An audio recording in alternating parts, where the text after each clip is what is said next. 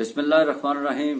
नाज़रीन इकराम अस्सलाम वालेकुम। मैं हूं राजा तसद्दुक़ और आप देख रहे हैं मेरा यूट्यूब चैनल राजा तसद्दुक़। आज हम मुर्शद हब प्रोग्राम में हज़रत ख्वाजा निज़ामुद्दीन औलिया रहमतुल्लाह अलैह के एक आशिक के ऊपर बात करेंगे। नाज़रीन इकराम, एक महफिल में एक फ़कीर बैठे हुए थे, बाबा जी बैठे हुए थे और उनके दाएं बाएं अकीदतमंद, चाहने वाले और प्यार करने वाले बैठे हुए थे। गुफ्तगू सिलसिला अपने अरूज पर था और बाबा जी अपने चाहने वालों को, अकीदतमंदों को इश्क हकीकी के ऊपर समझा रहे थे, उनके सवालों के जवाब देने की कोशिश कर रहे थे और बताने की ये कोशिश कर रहे थे कि हम कुछ भी करें, हमारी एक्टिविटीज़ कुछ भी हों, अगर हमारे दिल में सच्ची चाहत होगी, हमारे दिल में सच्चा प्यार होगा, तो हम एक दिन अपने रब ताला से ज़रूर मिल लेंगे और ज़रूर उनसे मुलाकात कर लेंगे। भले ये इश्क मजाजी से होता हुआ इश्क हकीकी पर आए या किसी भी अंदाज में होता हुआ आए या अल्लाह के किसी ख़ास बंदे से प्यार करता हुआ आए, और उसके मुख्तलिफ अंदाज होते हैं, लेकिन आपको अल्टीमेटली अपनी मंजिल तक ये पहुंचा देता है और इंसान की अपने रब ताला से उस अंदाज में मुलाकात हो जाती है जिस तरह की उसकी चाहत होती है, तलब होती है। सॉरी। इसी हवाले से वो हजरत निज़ामुद्दीन औलिया रहमतुल्लाह अलैह के एक चाहने वाले की बात उन्होंने सुनाई। एक ख्वाजा सरा था, हिजरा जिसे कहते हैं, उसका नाम था कोयल। वो ख्वाजा साहब की ज़ात से बड़ा ही मुतासर था और उनसे बहुत ही प्यार करता था। न जाने किसी ख्वाब में या किसी ऐसे टाइम पर उसकी मुलाकात हुई होगी। वो अपने एक गांव में एक घर में, छोटे से घर में रहता था।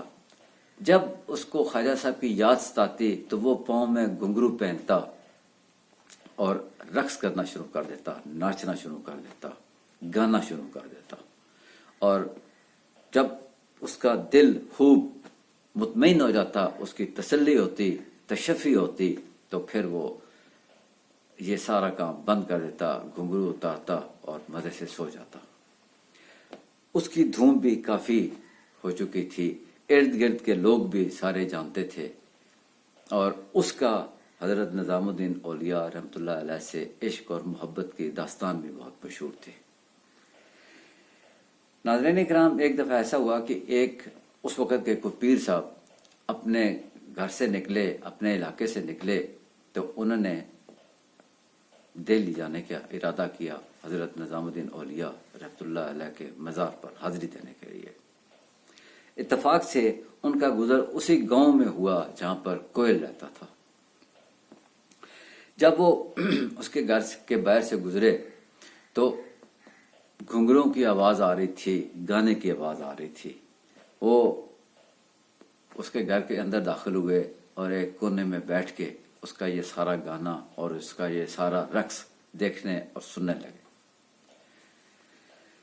यकदम उन पीर साहब को ख्याल आया और उन्होंने अपने दाएं बाएं मुरीदों को देखा तो सोचा कि ये रक्स सुनना, गाना सुनना, ये तो ममनू है, इसकी इजाज़त नहीं है। तो उन्होंने वहाँ से उठने की कोशिश की और इस अंदाज में सोचा कि अब यहाँ से चुप करके निकल जाया जाए।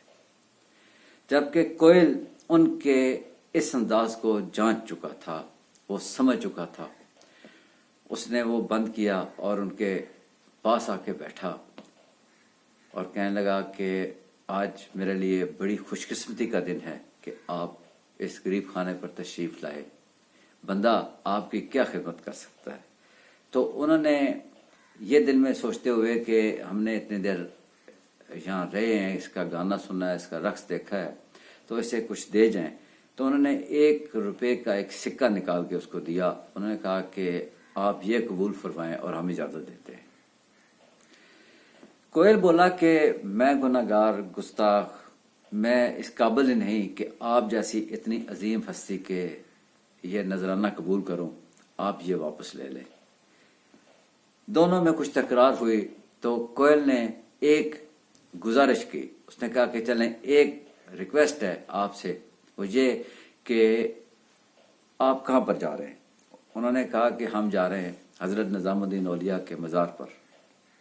اس نے کہا یہ آپ اپنے پاس رکھ لیں، آپ جب مزار پر پہنچیں اپنے معاملات سے فارغ ہوں تو انہیں صاحب مزار کو مخاطب کر کے درخواست کیجیے گا کہ یہ کوئل نے آپ کے لیے بھیجا ہے، اور اگر مزار کے اندر سے ہاتھ باہر آئے اور وہ اس کوئن کو قبول کریں تو ٹھیک، اگر ایسا نہ ہو تو پھر آپ کی مرضی ہے کہ اس کوئن کو جیسے چاہیں خرچ کر دیں. ایسا ہی ہوا. وہ اپنا قافلہ لے کے حضرت نظام الدین اولیاء رحمۃ اللہ علیہ کے دربار پر پہنچ گئے.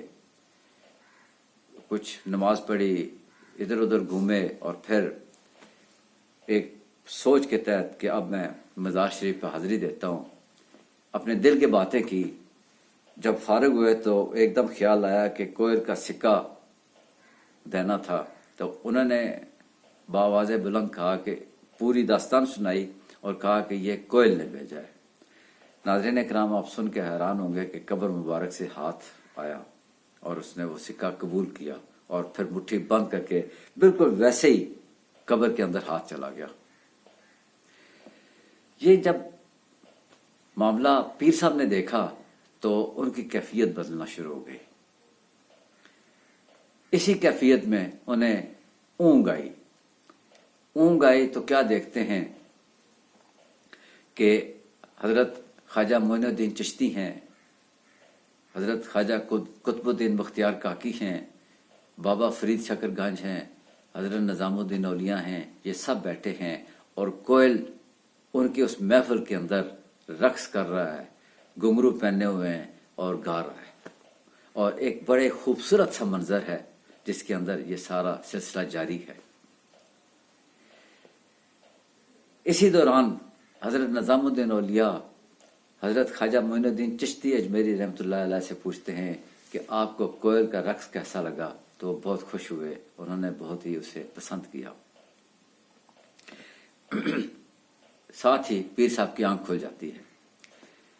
جب آنکھ کھلتی ہے تو ان کا جو بظاہر ایک پردہ تھا وہ اتر جاتا ہے، اور وہ اپنے ساتھیوں سمیت بھاگتے ہوئے کوئل کے گھر جاتے ہیں. کوئل اپنے کمرے میں بیٹھا ہے. وہ کوئل کے پاس جا کر اس کے پاؤں پکڑ لیتے ہیں.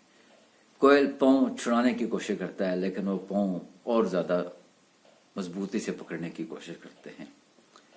تو اسی درمیان کوئل نے کہا کہ بات کیا ہے، آپ گئے اور کیا ماجرا ہوا؟ تو پیر صاحب نے ساری داستان انہیں سنائی. یہ داستان سننے تھی کہ کوئل نے دوبارہ گھنگرو پہنے اور ناچنا شروع کر دیا. اور اس دن اس کا ناچ، اس کا رقص اور اس کا گانا بھی عروج پر تھا، جوبن پر تھا. اور اسی دوران وہ تیزی سے گھومتے جھومتے گرا، اور وہیں گر کر اس کی جو روح ہے وہ پرواز کر گئی. ناظرین اکرام، یہ محبت کی باتیں ہیں، یہ عشق حقیقی کی باتیں ہیں. کوئل پتہ نہیں خواجہ نظام الدین اولیاء رحمۃ اللہ علیہ سے ملا بھی تھا یا نہیں ملا تھا، لیکن اس کے دل میں ایک تڑپ تھی، ایک محبت تھی، اور اس کی حضرت نظام الدین اولیاء کی سے نسبت اور اس کے بعد اس کی اپنے رب تعالیٰ سے نسبت، یہ کہاں سے کہاں لے جاتی ہے. ناظرین اکرام، اس دفعہ بھی کچھ پنجابی کے اشعار پیش کروں گا، لیکن اس کی ایک بیک گراؤنڈ ہے. بابا بلے شاہ کی شاعری بڑی مشہور ہے پنجابی کی. ان کی شاعری کو، کچھ شاعری کے کچھ حصے کو ایک سرائکی شاعر نے اپنے انداز میں لکھا ہے، اور میں اس سرائکی شاعر کے کچھ اشعار آپ کی خدمت میں پیش کرنا چاہتا ہوں. گو یہ سرائکی میں، لیکن میں ساتھ آپ کو سمجھانے کی کوشش کروں گا. بات سچی تڑپ کی ہے، محبت کی ہے، اور عشق کی ہے، اور طلب کی ہے. وہ کہتا ہے، الف میم جے من وچ ہوئے، الف میم جے من وچ ہوئے، اٹھاں ان بن ان بن ان بن کیا. اٹھا کہتے ہیں اس جگہ، یا پنجابی میں کہتے ہیں تے پھر. تو شاعر یہ کہنا چاہ رہا ہے کہ جے تھاڈے دل وچ قرآن پاک پڑھن دی سچی تڑپ ہوئے، تسی الف میم پڑھنا ہی چاہو. الف میم تو مراد اللہ اور اللہ دے پیارے حبیب جناب حضرت محمد مصطفیٰ صلی اللہ علیہ وآلہ وسلم دے بارے پڑھنا ہی چاہو، تڑپ سچی ہوئے، اٹھاں ان بن ان بن ان بن کیا. تے پھر قرآن پاک دے لفظ چھوٹے ہون یا موٹے ہون، تحریر کالے چٹے صفحے تے ہوئے یا خوبصورت صفحے تے ہوئے، قرآن پاک سٹینڈ تے رکھیا ہوئے یا گود چ رکھیا ہوئے، پھر انہاں چیزاں دے نال کوئی فرق نہیں پیندا.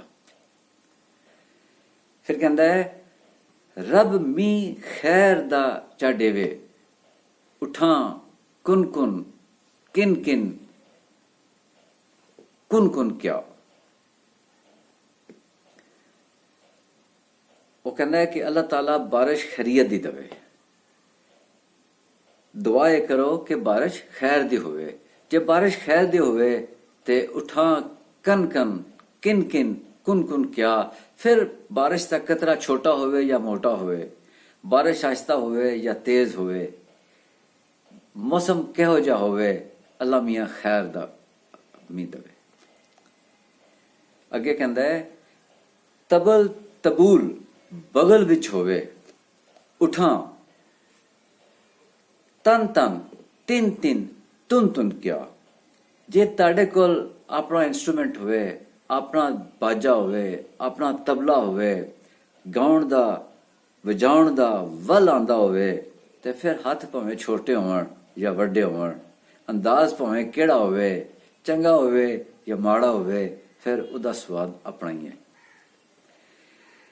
اور آخر چ کہندے ہیں بلے شاہ ہوئے یار نو ملنا، بلے شاہ ہوئے یار کو ملنا، وت جمعہ خمیس تے چھن چھن کیا.